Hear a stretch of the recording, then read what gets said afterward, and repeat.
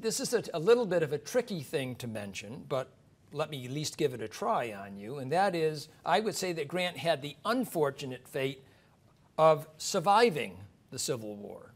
Now, what I mean by that is not to say that, he was unfortunate to live, whereas Lincoln died, but whereas Lincoln's place in public memory was largely fixed by an assassin's bullet and frozen in time, Grant was to be further tested in the public eye, this time with less positive results, as we just mentioned.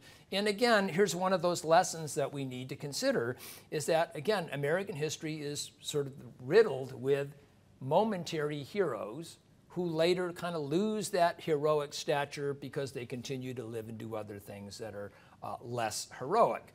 And again, I like to use examples here when you think of someone like Tom Paine, for example, wrote Common Sense in 1776, was credited with rallying a reluctant American people around the American Revolution, would live through the American Revolution and would go off to France and get involved in the French Revolution, and would publish a book called Age of Reason, which was highly critical of Christianity and outraged so many people that even years later, Theodore Roosevelt would refer to Tom Paine, the hero, as that filthy little atheist.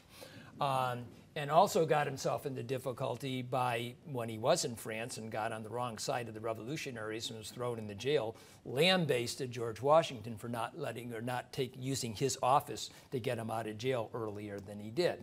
Again, the point is, sometimes one's heroic status can depend on how long you live and the number of things in which you get involved. And again, that raises another interesting question about Lincoln, which is, would Lincoln have maintained his heroic status if he had survived the war and had to deal with Reconstruction? Would he have been any more successful than his immediate successor, Johnson, who got impeached over it, or Ulysses Grant, who struggled with trying to impose Reconstruction as well? Lee, to again keep some comparisons going, had the advantage. He survived the war, but he more or less withdrew from the public sight.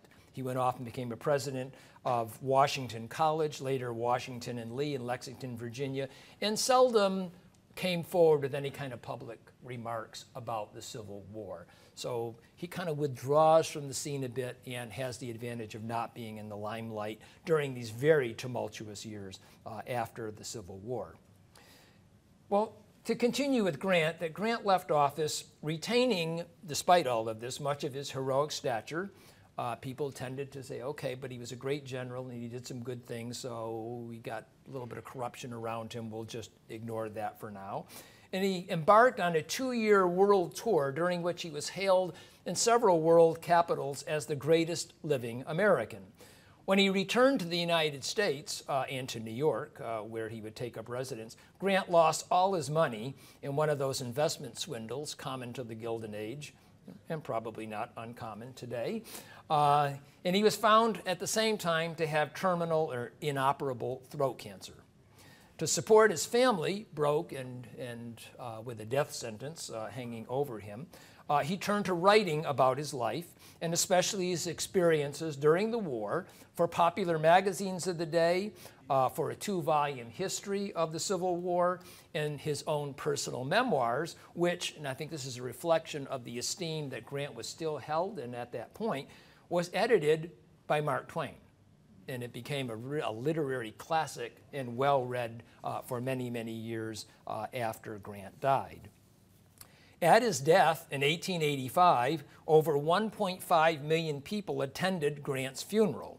12 years later, an equal number witnessed the dedication of Grant's monument, the so-called Grant's Tomb, in Riverside Park, New York City.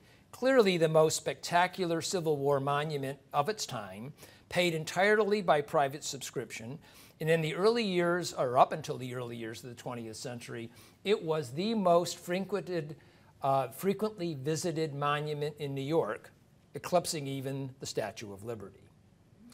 So to recap, up to the end of the 19th century, upon his death and for a few years thereafter, Grant was seen as heroic and commonly pictured as among the triumvirate, if you will, of great American leaders, commonly seen in portrait and pictures and in print, being matched up with Washington, Lincoln, and Grant.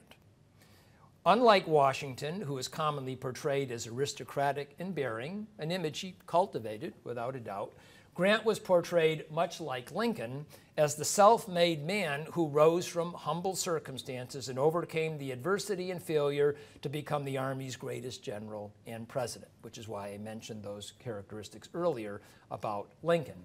Similarly, upon his death, Grant was commonly paired with Lincoln as saviors of the Union and great emancipators.